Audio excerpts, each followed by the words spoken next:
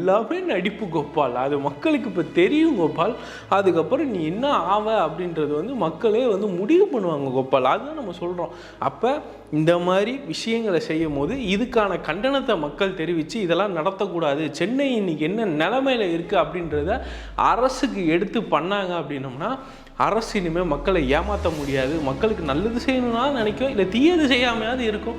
அதனால் மக்களாகிய நாமம் இதெல்லாம் வந்துட்டு அதில் சொல்கிறது புரிஞ்சிக்கிட்டு இந்த மாதிரி ரேஸுக்கெல்லாம் போகிறதே வந்து தவிர்த்து இதெல்லாம் அரசு பண்ணுறது தவறுன்ற நம்மளோட இங்கே. ஏன்னா இங்கே என்ன சூழலில் இருக்கிறோம், மக்கள் எவ்வளோ ஒரு ஆபத்தான சூழ்நிலையிலேருந்து தப்பிச்சு இன்னும் அந்த கஷ்டத்துலேருந்து நம்ம வந்து மீளலை அப்படின்றத புரியாமல் அரசு இதெல்லாம் வந்து நாளை தள்ளி வச்சுட்டு உட்காந்துருக்கு. இதை ரத்து பண்ணுறதுன்னு சொல்லியிருந்தா கூட சந்தோஷப்பட்டிருப்பேன்.